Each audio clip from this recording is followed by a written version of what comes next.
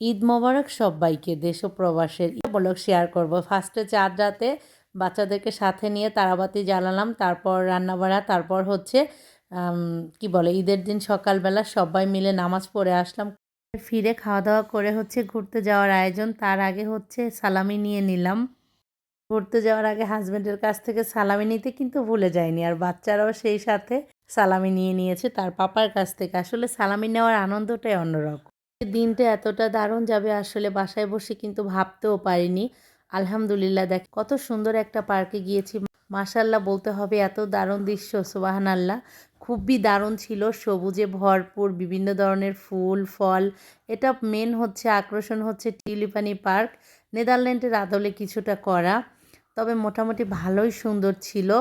আর এইখানে ঢোকার জন্য আমাদের অবশ্যই টিকিট নিতে হয়েছে। টিকিট নিয়ে আমরা হচ্ছে এটার মধ্যে এন্ট্রি করেছি।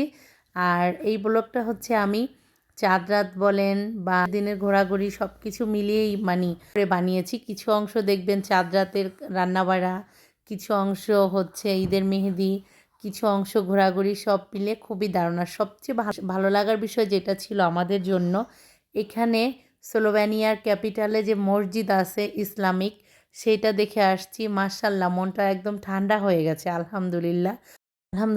সকালবেলা ঈদের নামাজের পবিত্রতা শেষ করে সে খাওয়া দাওয়া করে হাজব্যান্ডের কাছ থেকে সালামি নিয়ে ফার্স্টে হচ্ছে গার্ডেনে ঘোরাঘুরি করি। এরপর মসজিদটা দেখার জন্য আসি। আল্লাহর ঘর এত সুন্দর, আর ইউরোপের দেশে জায়গায় মসজিদ থাকা মানে আল্লাহর রহমত। এখানে কিন্তু চাইলেই বানানো যায় না, চারটিখানি কথা না এটা।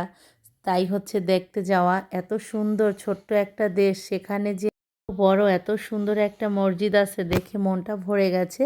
এখানেই হচ্ছে ঈদের ঘোরাঘুরি শেষ করে আসছি আমরা। আল্লাহ হাফেজ।